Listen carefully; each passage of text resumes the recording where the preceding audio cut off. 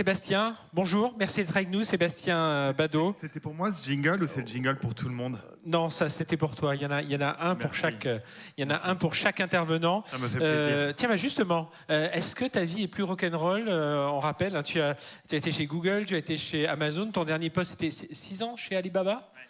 Donc des boîtes internationales, chinoises, américaines. Et puis là, Ledger, acteur français, mais acteur français largement implanté à l'international. Qu'est-ce qui a choqué? Voilà, quels sont les changements pour toi? Alors, je pense que la France est un peu moins rock'n'roll que les Américains, en tout cas d'un point de vue rock. Après, au niveau start-up, c'est peut-être autre chose. Non, ce qui a changé pour moi, c'est que moi, j'ai toujours été hyper intéressé par l'innovation, par tout ce qui était à la pointe. Et je suis rentré chez Amazon, c'était en 99, où vraiment des début d'Internet, et où on ne savait pas du tout si les commerces allaient fonctionner ou pas. D'ailleurs, en l'occurrence, Amazon a failli mourir à ce moment-là. Pile au moment où je suis arrivé, d'ailleurs, c'était absolument pas de ma faute, je précise.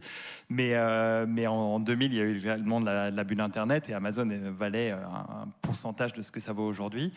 Et donc moi j'ai toujours été passionné par ces nouvelles frontières, on va dire, donc l'e-commerce avec Amazon, tout ce qui était digital, publicité digitale, etc., et vidéo digitale avec Google et YouTube, la Chine qui est aussi une nouvelle frontière, qui est rock'n'roll d'un autre genre, et là maintenant tout ce qui est crypto. Et après l'autre chose aussi qui m'a beaucoup intéressé, c'était j'ai travaillé vraiment au développement international. J'ai jamais été au siège en fait de ces entreprises-là. J'ai toujours été en Europe. Et là, en fait, être au siège d'une scale-up française, c'était quelque chose que je voulais absolument dans la prochaine étape de ma carrière.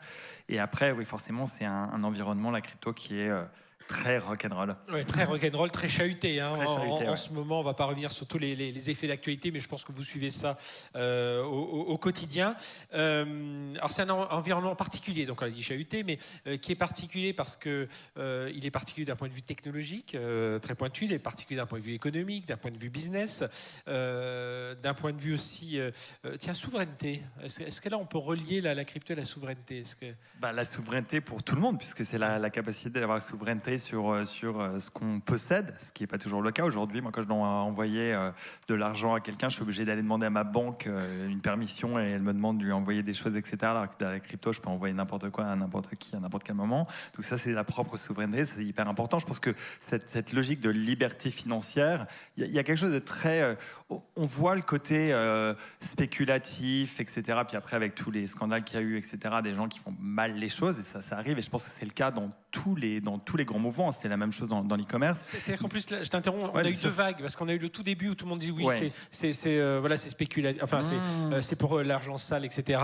Après, ça a commencé à se normaliser, puis tout d'un coup, pof, on a les gros scandales. Ouais, avec les FTX et Tetra, etc., etc. Mais je pense que l'assainissement d'un secteur, ça fait aussi partie de son développement. Je pense qu'on est encore au début de la crypto, mais que fondamentalement, il y a quelque chose sur la décentralisation, il y a quelque chose de philosophique derrière la crypto qui, à mon avis, est extrêmement importante. Et puis, il y a quelque chose de technologique aussi, parce que tout ce qui est blockchain... Et après... Je peux pas savoir. Alors, moi, je suis assez persuadé, forcément, j'y suis, que si vous avez de la crypto aujourd'hui, notamment du Bitcoin, dans 10 ans, et que si vous le gardez, vous serez très content. Not investment advice. Mais par contre, même si c'est pas le cas, je pense que la technologie sous-jacente, elle continuera d'exister. C'est la technologie de blockchain qui permet d'identifier. Et je pense que vous avez beaucoup parlé d'intelligence artificielle ce matin. Typiquement, la capacité d'identifier un contenu par le biais de la blockchain, ça va devenir de plus en plus important. Donc, je pense que la technologie restera. Et après, je pense qu'il y a beaucoup de choses qui vont se construire au-dessus de cette technologie. Alors, je rappelle, hein, n'hésitez pas, peut-être qu'on réaffichera un peu le QR code pour, si vous voulez nous poser vos questions sur Klaxoon, hein, pour interagir avec nous, avec la scène. L'impression aussi de ces secteurs, c'est que tu viens de le dire, rien n'est encore établi. On ne se rend pas compte, mais ça a à peine quelques années. Enfin, tu dis toutes ces révolutions. Quand on regarde l'histoire d'Internet ou de l'intelligence artificielle qui a démarré à la fin ou début des années 50, et on voit où on en est aujourd'hui. Donc, il y a encore beaucoup de choses à raconter. Mais justement, avec Avec Ledger et la façon dont tu vas nous dire un peu ce que fait Ledger, tout le monde connaît, mais on va quand même rentrer un peu dans le détail. Est-ce que on a l'impression que c'est un monde où il y a de la place pour le Web 3, alors il y a de la place pour tout le monde? Il y a eu énormément d'investissements qui ont été faits avant le bear market dans lequel on est aujourd'hui. Il y a encore beaucoup de dry powder, il y a encore beaucoup de runway pour beaucoup des startups qui ont réussi à lever de l'argent pendant cette période-là. Et aujourd'hui, il y a un vrai travail de construction en fait, de l'écosystème.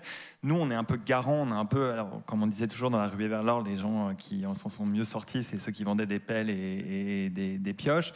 Ce qui est d'ailleurs vrai, hein, Levi Strauss, par exemple, enfin Levi's qui vendait des jeans aux mineurs, ça a été une des plus grosses fortunes qui est née de ça. Donc nous, on vend un peu cet équivalent-là, on vend cette couche de sécurité qui est extrêmement importante dans un écosystème qui n'est pas toujours très safe.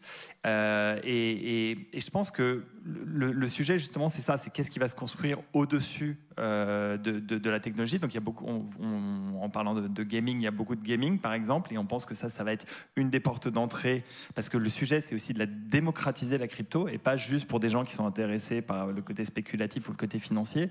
Et la démocratisation, elle va passer par le divertissement, par le gaming, par peut-être la musique qui deviendra des NFT, etc., etc.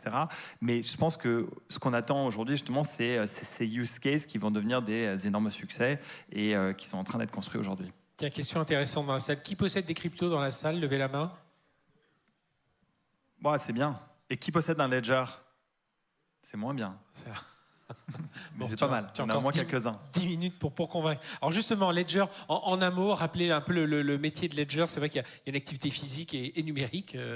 En fait, à la base qu'on a créé, donc Ledger, c'est une entreprise qui depuis 8 ans. Il y a 8 ans, on aurait pu être sur le tremplin start-up pour pitcher l'entreprise. On a vendu 6 millions de clés, donc ça ressemble à des petites clés USB.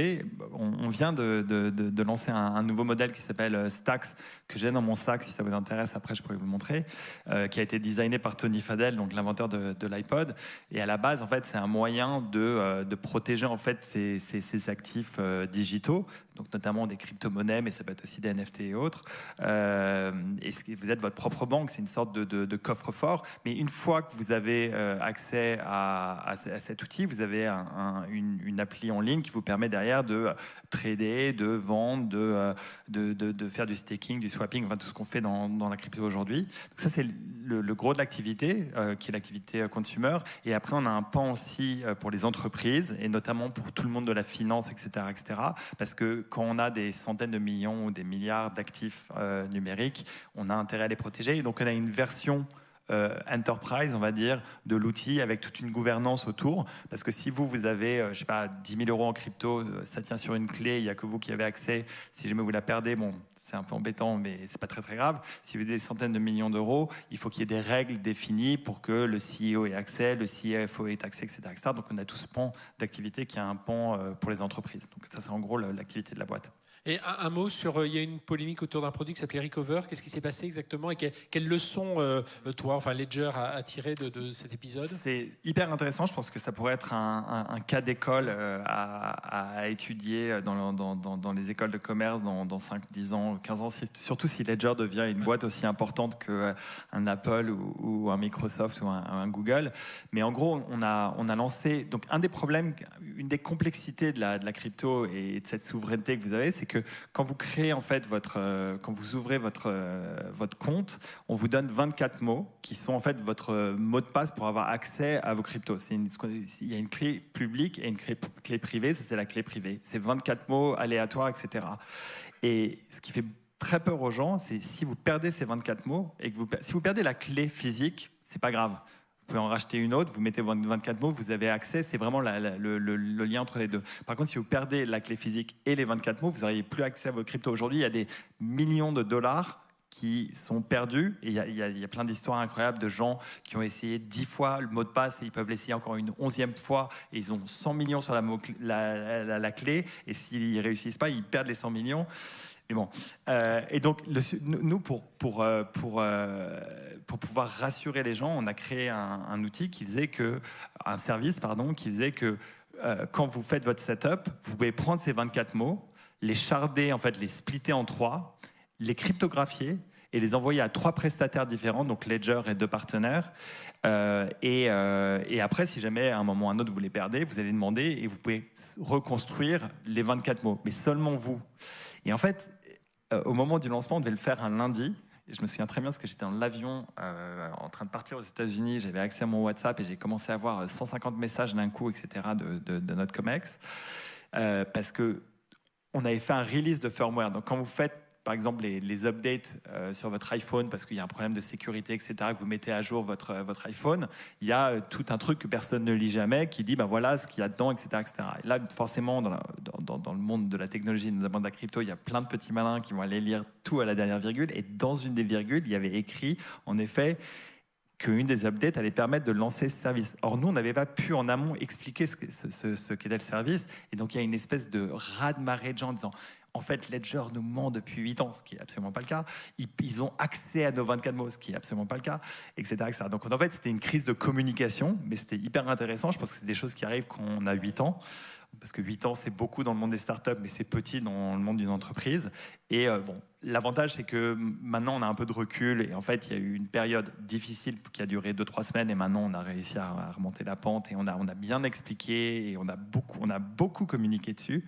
Mais en effet, ça a été un peu compliqué pendant quelques semaines. Oui, puis sinon, il n'y aurait pas eu des investisseurs à continuer à faire confiance à Ledger autour de ça. Je prends une des questions de la salle, justement, autour de la compatibilité, justement, avec voilà, la sobriété énergétique. C'est un reproche, alors qu'on fait beaucoup au numérique d'une façon générale, mais plus particulièrement à tout ce qui touche à la blockchain. Voilà, sur la blockchain, il y a eu un gros problème pendant longtemps parce qu'il y avait 2 moyens, en fait, parce que c'est vrai que c'est très consommateur d'énergie, parce qu'en fait, chaque transaction doit être validée par plein de validateurs différents, et ça prend en effet de l'énergie. Après, il y a eu un gros switch qui a eu lieu il y a 6 mois, notamment sur la blockchain qui s'appelle Ethereum, où c'était alors, je ne vais pas rentrer dans les trucs techniques, mais on est passé de proof of work au proof of stake, c'est-à-dire qu'en gros, on a divisé par 10 l'empreinte carbone. Donc, elle existe encore, mais elle est largement plus faible que ce qu'elle était. Et je pense qu'il y a une vraie prise de conscience de la part de l'écosystème du besoin de faire ça. Il n'y a que Bitcoin qui est encore sur le proof of work, mais l'ensemble des autres chaînes maintenant sont passées sur un moyen en fait qui est beaucoup moins énergivore. Et il y a une vraie prise de conscience là-dessus, ça c'est sûr. Sébastien, au-delà donc de tout ce dont on a parlé, ce monde un peu chahuté, on sent quand même que c'est un mouvement de fond. On voit arriver les établissements financiers traditionnels, que ce soit Société Générale, BPCE, Crédit Agricole, enfin tout le monde est en train d'arriver sur ce secteur, des fonds comme BlackRock. Où va être la place? Alors quel est ton regard dessus et où va être la place de Ledger dans cet univers? Moi je pense que ça c'est en fait.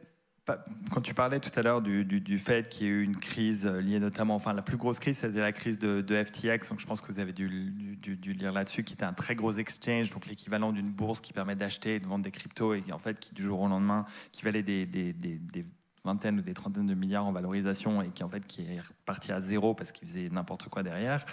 Ça, il y a une grosse crise de confiance derrière, mais ce qui est intéressant, c'est que depuis, ça a forcé la réglementation, notamment aux États-Unis, et donc ça redonne, et c'est un peu antinomique quelque part, mais ça redonne confiance à des gens qui se disaient on n'est pas complètement sûr de cet écosystème-là, mais maintenant comme l'écosystème est plus réglementé, ça donne aux banques notamment et aux entreprises financières, donc BlackRock étant un très très bon exemple, pour re-rentrer dans l'écosystème, mais dans un écosystème qui est plus safe, on va dire, plus sécuritaire. Donc je pense que ce qui est en train d'être développé, c'est quelque chose qui va vraiment pouvoir aider tout l'écosystème de la crypto, ce qui est une bonne chose. Ça va permettre aux gens aussi par exemple, à des gens qui ont peur d'y rentrer, d'acheter, parce que BlackRock, par exemple, ils vont faire un ETF, ce qui veut dire que vous allez pouvoir investir par le biais de BlackRock sans racheter de la crypto directement dans un index, on va dire, de la crypto. Donc, je pense que ça va démocratiser l'accès à la crypto, ce qui est une bonne chose pour l'écosystème. Et après, pour nous, à nous d'aider ces entreprises-là à sécuriser leurs assets. Et on a déjà des discussions avec beaucoup de banques et on a déjà beaucoup de clients d'ailleurs dans cet écosystème-là, et donc plus il va se développer, plus ça aura un impact positif pour Ledger. 5 questions, il y en a 3 quand même sur la sobriété, sur tout ce qui est on a déjà répondu une fois. voilà. Donc, on voit que c'est quand même c'est important, c'est bien. Oui, c'est un point important. Autre question, on a quand on parle crypto, on pense à la crypto-monnaie, les smart contracts, on sait qu'il y a la technologie blockchain derrière. Depuis ce matin, on parle beaucoup d'intelligence artificielle. Elle vient s'immiscer où? Alors un peu partout, mais moi, alors, ce que je disais tout à l'heure, c'est que je pense que la blockchain va jouer un rôle important parce que quand on parle de la création des contenus avec DALL-E, avec Midjourney, etc., ou quand vous voyez, ce matin, je regardais, il y a un compte Instagram, je me souviens plus du nom, mais je vous le ressortirai tout à l'heure, qui fait des mash-ups avec des voix d'artistes, avec Johnny Cash, avec Elvis Presley. Ils font Elvis Presley qui chante Baby Got Back. C'est hallucinant, c'est hyper drôle, mais c'est aussi très troublant. Et je pense que la logique de pouvoir identifier un contenu, et puis avec tout ce qui est fake news, de pouvoir identifier un contenu d'où il provient, etc., ça pourra être fait par la blockchain. Donc je pense que la blockchain, dans un monde d'intelligence artificielle, a un vrai rôle à jouer d'identification. Et après, pour nous, on regarde ça bien sûr de près. Vous parlez, dans le pitch startup, on voyait la logique de support. Par exemple, nous, dans le support client, on essaie d'intégrer aussi ça forcément. Il y a plein d'utilisations, et je pense que cette logique de dire qu'il faut que ce soit des utilisations pas forcément complètement larges, mais sur des points un peu spécifiques, c'est comme ça qu'il faut le voir. Mais moi, je pense que la blockchain est vraiment un très bon partenaire en fait de l'intelligence artificielle. Dernière question, Sébastien, il y a une question justement sur quelle est la valeur de Ledger aujourd'hui, et j'en profite pour rebondir. C'est hier ou avant-hier, je ne sais plus, est sorti le rapport French Tech en disant il y a moins d'investissements dans la French Tech.